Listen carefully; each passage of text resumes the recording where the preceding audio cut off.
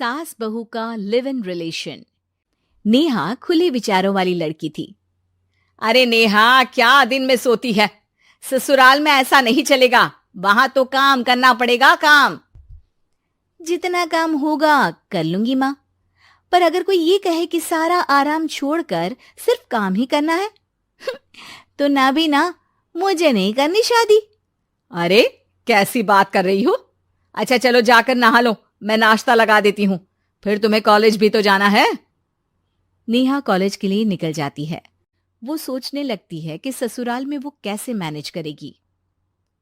क्या हुआ नेहा, परेशान लग रही हो?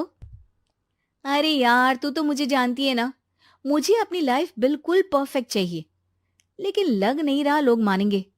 यार, कहीं मेरी शादी ऐसे घर ना हो जाए जहां मेरी जिंदगी ही नरक हो जाए। अरे मैंने ना कल एक इंग्लिश फिल्म देखी थी, उसमें भी कुछ ऐसी ही समस्या थी हीरोइन की। अच्छा, तो फिर क्या किया उसने? उसने तो अपने होने वाले पति से साफ साफ कह दिया कि वो पहले उसके घर कुछ दिन तक बिना शादी के रह कर देखेगी, और अगर ठीक लगा तो ठीक, वरना तेरे मेरे रास्ते अलग। अरे हाँ यार, ये तो बिल्कुल सही आइडिया दे रही है तू मुझे। चल मैं तो चली, थैंक्स यार, तूने मेरी प्रॉब्लम सॉल्व कर दी।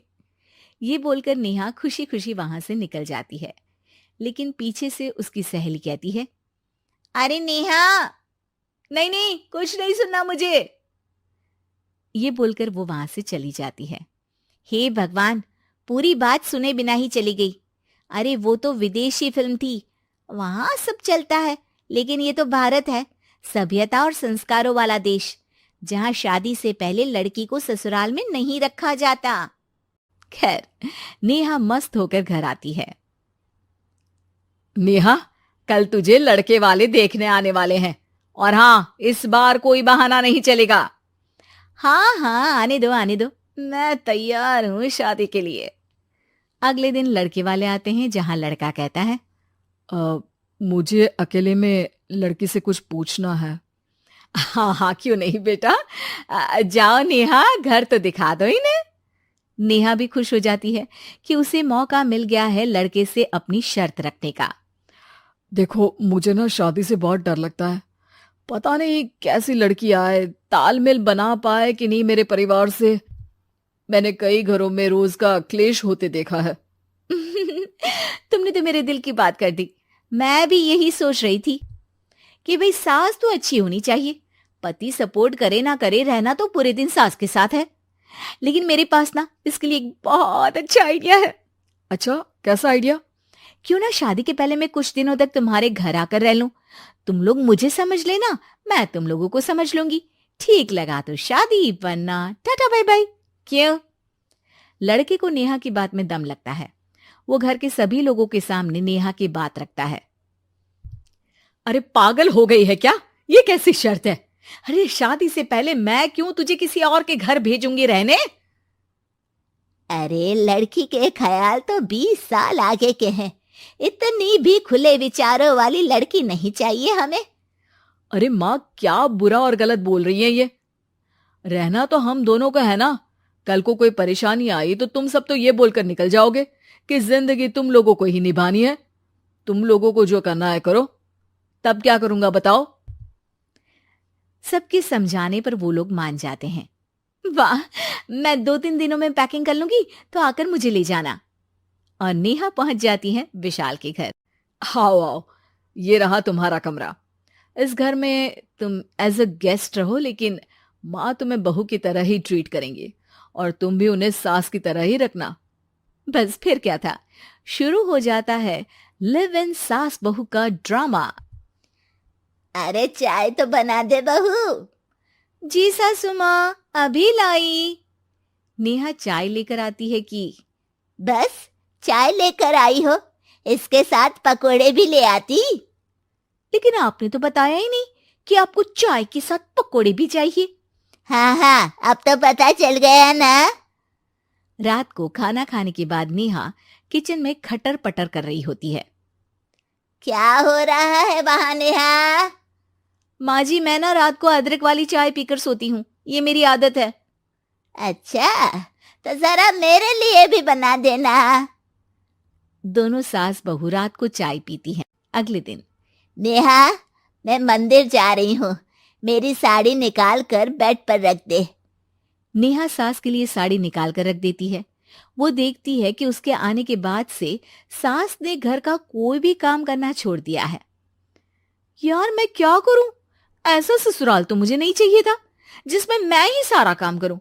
मैं तो ऐसा घर चाहती हूं जहां सास और बहू दोनों मिलकर किचन में काम करें। हे भगवान, रात को चाय पी ली, पेट में गैस बन गई, अब तो चला भी नहीं जा रहा है। मुझे तो ऐसी बहू चाहिए जो हेल्थ के प्रति कॉन्शियस हो, क्योंकि वो ठीक रहेगी तभी तो मैं ठीक रहूंगी। दोनों समझ जाती हैं कि वो लोग एक दूसरे के लिए नहीं बने हैं। अगले दिन, नेहा, जरा चाय तो ले आना। नेहा चाय के साथ चिला भी बनाकर ले आती है। सास खा पीकर सो जाती है। अगली सुबह, तेरी बुआ सास आ रही है, उसे मैंने तेरे बारे में बताया है। तभी वहां गंवार से एक महिला आ जाती है। चलो यहां से निकलो, कुछ नहीं है खाने के लिए, जाओ। ए नेहा, तमीज से बात करो, ये मेरी ननद यानी आशीष की बुआ है।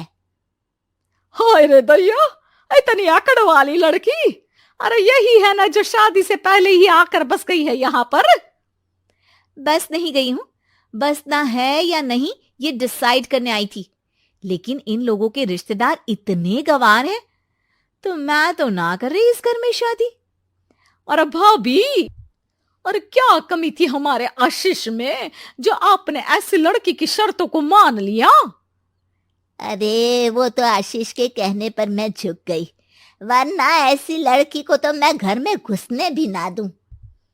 ए हेलो, ऐसी लड़की कैसी लड़की? हाँ, बिना समझे बुझे शादी कर लूं? अब तो समझ गई ना कि हम लोग गांव के हैं। भाभी को खाट पर सोना और रिश्तेदारों का गांव से आना जाना तो लगा ही रहना है इस घर में। हाँ हाँ, मैं तो किसी मॉडर्न घर में शादी करूंगी। ये बोलकर नेहा वहां से चली जाती है। अपने घर में आकर नेहा कहती है, ना मां ना, लिव इन में रहकर देख लिया, ये गांव के लोगों का कोई भरोसा नहीं है। खैर, नेहा की शादी एक मॉडर्न घर में हो जाती है, जहां सास कहती हैं, हे नेहा, मैं टेनिस खेलने जा रही हूं, आओ तो जूस बनाकर रखना, और हाँ, वॉलनट्स और ओट्स भी बना लेना। जी माँ।